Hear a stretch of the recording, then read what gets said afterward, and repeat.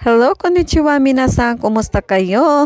Ayan, happy Tuesday guys. Ayan, napaaga ang gising ko today guys kasi nakalimutan kong pirmahan itong mga notebooks or yung Renraksho message book ni Sean sa school. Kailangan yan chine-check talaga yan every night every night or every day bago pumasok din sa school ng bata. At ang dami ko nang gagawin today guys. At may pasok pa ako today guys at busy talaga ako guys. Pagpasensyahan nyo na ako lalo na yung mga nagme-message sa akin. Sorry talaga guys ha. Ayan, nakikita nyo naman siguro sa aking mga video, sa mga vlog namin na ganito talaga ang buhay namin o buhay ko dito sa Japan guys. Kaya busy talaga ako as a nanay at may trabaho pa ako. So kailangan ko din magtrabaho dito sa bahay. Pagkatapos kong ayusin or asikasuhin yung mga bata, pakainin, ayan, dito tayo sa ating mga labahan. At ang dami kong isasampay today guys dahil umuulan or maghapon ang ulan dito. At yan, pagkatapos hihatid ko na si Sean dito lang naman sa may Genkano, sa harap lang ng bahay namin at malapit lang naman ang school ng bata. Kaya ayan guys, buti na lang at hindi sila nagbabaon talaga ng kanin or merienda kahit ano pa man. Napakalaking tulong sa akin yun guys kasi siyempre hindi mo na aaskasuhin yun o ire-ready pa. Ang babaunin lang naman niya ay ang aking pagmamahal ng nanay ng mga bata guys. Yan, minabuti ko na talagang pagdalhan ng payong kasi guys, tignan nyo, umuulan ng paunti-unti. At pagkatapos naman, ayan, kami dalawa na ni Amy ang magbibihes or magre-ready at ako'y may pasok. Kaya kailangan nating ihatid muna si Amy sa kanyang kindergarten. At yan, kailangan naman ayusin ko ang aking mga gamot guys. Alam nyo naman ako, sobra talaga ako sa Kafunsho o yung allergy ko. Kaya ayoko talaga sumumpong siya talaga today. Palagay ko hindi naman siya susumpong ng ganun kagrabe kasi medyo umuulan.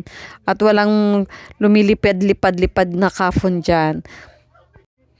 At pagkatapos ko mag-ayos ng sarili ko guys, yan si Amy naman ang susunod ko. Yung buhok niya kailangan itirintas ko para maganda at maayos, malinis tignan pagpunta niya sa school. Ayan, didiretso na rin kami. Hatid ko lang naman si Amy. At napagalitan ko nga pala dyan si Amy kasi biglang lumabas ng bahay na inuunahan ako. Siyempre, delikado sa labas. Kaya yan, paglabas ko, hinahanap ko siya kung nasaan siya. Ayan, nagtago lang pala siya dyan sa kapitbahay namin. Yung sariling payong niya. Talaga, kinover niya yung sarili niya. Ayan, pagdating niya sa school niya, ayan, dance lang daw, patalastas. Bye. At pagkahatid ko kay Amy, ayan, may nadaanan tayong Jido Biking at bumili na rin ako ng mainit na kape kasi malamig dito kaya ayan, pampainit lang ng kamay. At buti na lang pagdating natin dito sa bus station, dumating agad yung bus at na-tsempo at laking-laki tayo at hindi na tayo maghihintay na medyo matagal. At lucky din kasi konti lang yung mga pasahero. And fast forward, pagbaba ko ng bus, ayan guys, napansin ko itong mga basura. Kahit maraming basura sa gilid guys, so malinis pa rin. Kahit umuulan, wala kang makikitang basura dyan sa kalsada. Hindi ko napapansin ito sa normal na araw-araw, pero pag taga-ibang bansa ay makakapansin, ang ganda talaga, ang linis. Ayan, fast forward, may oras pa ako ng 40 minutes bago ako mag-work. So, nagkape muna ako, nagbasa-basa lang ating file ng ating mga pasyente. And then, magtitinapay na rin ako. And dito guys, hindi na ako magvi-video sa loob ng aming trabaho at medyo busy. Hindi naman ganun kabisihan, pero syempre nakakahiya naman mag-video sa loob ng ating work. Ayan, fast forward na guys, uwian na. Alas 7 na ng gabi. So, kailangan ko talagang umuwi ng maaga.